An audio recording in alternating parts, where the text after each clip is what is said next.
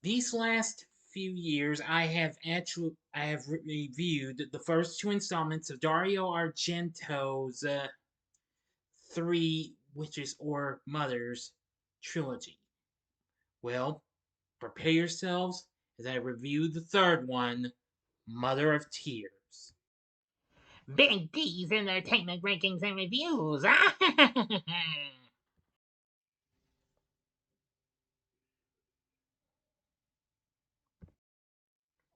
So, greetings, my fellow YouTubers, and welcome to Big D's Entertainment Rankings and Reviews. My name is Noel, better known to as the Big D, and this time around I bring to you a review of the 2007 supernatural horror flick, Mother of Tears, A.K.A. The Third Mother.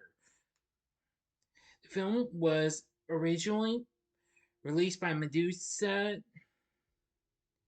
in Italy and Myriad Pictures in the US. Directed and written by Dario Argento, starring his daughter Asia Argento, along with with his well former partner Daria Nicolodi, Moran Attias, Leo Kier, and Carolina Cataldi Tassani.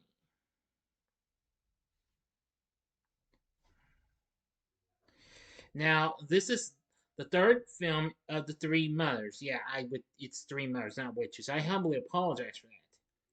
Now, Argento co-wrote this story with Jace Anderson and Adam Girash. Of course, this film was preceded by Suspiria and Inferno.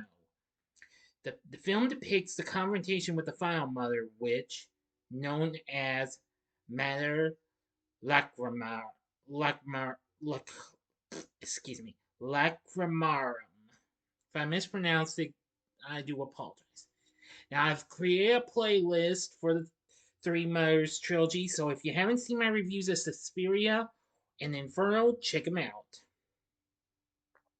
Now, as much as I did for the other two, I won't give you the whole story though, okay? So let's get into it. Catholic church workers, led by Monsieur Brusca, dig up the body of a 19th century church official whose casket has a box shaped urn chained to it. Inside, they discover artifacts of Mater Lacrimara. Here we go again. Lacrimarum. The last surviving member of the Three Mothers, an ancient trio of powerful black magic witches. In particular, the box contains a magic tunic that, when worn by Mater, increases her power significantly. The urn is shipped to the Museum of Ancient Art in Rome, where Sarah Mandy is, an American studying art restoration works. Sarah is dating the curator, Michael Pierce, a single father who is away from the museum that night. With help from the assistant curator, Giselle, Sarah opens the box and finds the tunic, a dagger, and three statues representing the three witches. Sending Sarah to her office to retrieve the tools to help her translate the text on the artifacts, the assistant curator is promptly attacked by the demonic agents of Matter. Sarah arrives too late to save her from being disemboweled by the monsters and tries to flee the museum. She is pursued by Matter familiar in the shape of a monkey and is only able to escape when a disembodied voice guides her through a series of locked doors that are magically thrown open. Well, Sarah tells the police what happened, then spends the night with Michael and his son Paul. Michael visits the cardinal who sent him the urn, only to find out that shortly after mailing the urn, he had a severe stroke and is now in a coma. An assistant of the priest, Father Melissy, gives Michael a message the cardinal was writing on before collapsing. On it is scrawled the name, of Matter. Michael is observed by a pair of witches while leaving the hospital. Back in Rome, chaos descends as a wave of mass suicides, murder, and violence engulfs the city. Sarah continues her research, only to be summoned by Michael to his apartment. The witches have kidnapped his young son and won't return him unless that stops the investigation. Sarah begs him to call the police, who have been tailing her since the murder at the museum, but Michael refuses and instead opts to visit a local priest who is a trained exorcist. En route, Michael is found by two witches, and he is soon captured and murdered along with his son, whose body is cannibalized by the rapidly expanding coven. Before he's killed, Michael calls Sarah and begs for her to come and help him. And as she makes her way through a crowded train station, Sarah is spotted by a gang of witches who have arrived in Rome in order to pledge their loyalty to Matter. Pursued by the witches and the police, the disembodied voice from before instructs Sarah how to magically make herself invisible. She uses this to avoid a police detective, though she is forced to kill a witch, Katerina, who corners her on the train. Now, that's all the story I'm going to give to you, so I will not give you any more. You're just going to have to see the movie to see how the rest goes, okay? So I will not give you no more of the story. Sorry. But for now, I'll give you my thoughts on Mother of Tears, since this was a first time watch. I will say it was pretty bloody and pretty scary, freaky, and what have you, just like the other two films in the Three Mothers trilogy. Again, Dario Argento did a very good job with his direction, what have you. Also, I will say that this was kind of late because this was put into limbo for some time, despite Inferno wasn't as big as Suspiria was. Anyway, the film was released at the Tribeca International Film Festival in September 2007.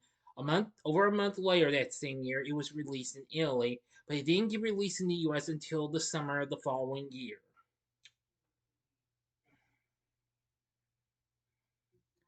Now then, now the film actually got released in select cities, and well,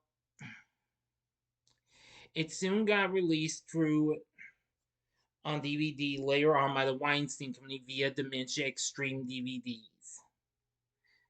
Now, I had been thinking about wanting to see this film after a lot of my horror fanatic friends have been talking about this film. Anyway, well, I will say that it does have some flaws and what have you, but however, it was still a bit entertaining, like what critics have said. The response was mixed and what have you. The film set at 49% on Rotten Tomatoes, saying that it's as excessive and ketchup laden as its predecessors. The film completes the trilogy with the same baroque grandeur and soggy 1970s sensibilities. Well, that's understandable. This concluding film of the Three Marriage trilogy provides some reviewers with an opportunity to reflect on Argento's career as a whole, and parallels were often drawn between Mother Tears and Argento's films of the 70s and the 80s. Well, Variety says this hectic pileup of supernatural nonsense is a treasure trove of seemingly unintentional hilarity. This Mother is a cheesy, breathless future camp classic. Well, again, it does have flaws and what have you, but I still think it's well pretty good in some ways. The Village Voice felt the film was further evidence of the declining quality of a once great director's ability, stating that for people who revered the horror maestro's vital work, roughly the period between his debut, 1970s proto the Palma Giallo, which was the bird with the crystal plumage, and his 1990s segment of the anthology film Two Evil Eyes, it's painful to watch the Hieronymus Bosch, if I mispronounce it, I apologize for that, of a 70s horror sink this low. If you believe someone of Dario Argento's proven talent would make a movie so deliberately sucky, feel free to join in. Once more, I understand people were mixed on this, but however, I thought it was fine and what have you, and pretty freaky and frightening and what have you. So anyway, the film didn't quite do so well. It made over 3 million.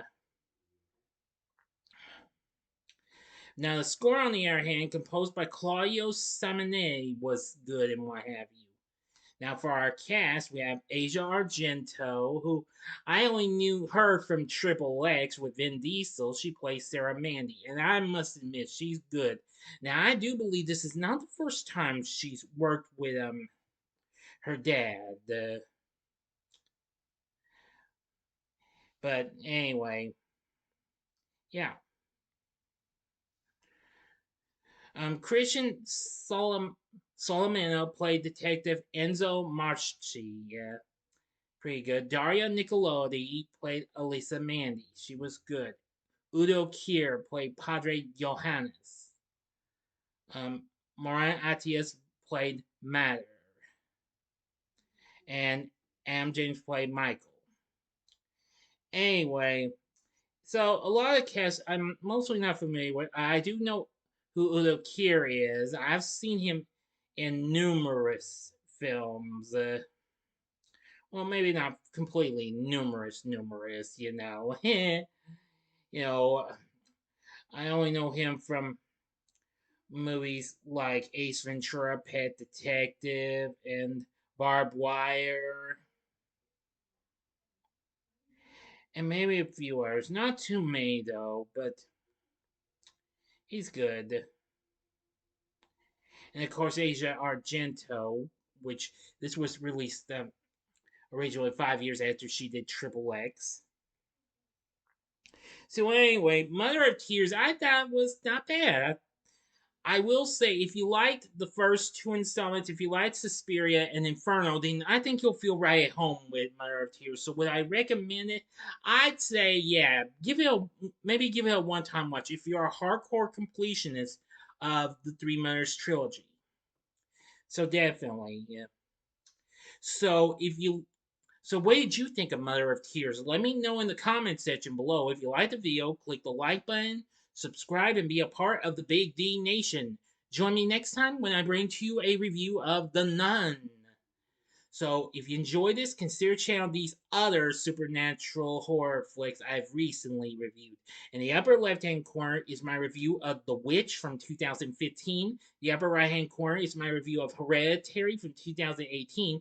Or if you'd like more Argento, go to the bottom left hand corner and see my recent review of Phenomena, which that needs more views. This hasn't even gotten that many views since I put it up earlier today. Come on, you people. Nah, I'm not trying to encourage you, but please give this review a little love and what have you, and check it out. And the bottom right hand corner is the button you can click to subscribe. If you like rankings and reviews on movies, TV, music, video games, etc., then I'm your guy. Thank you for watching. Until next time, I'm the Big D saying, see ya.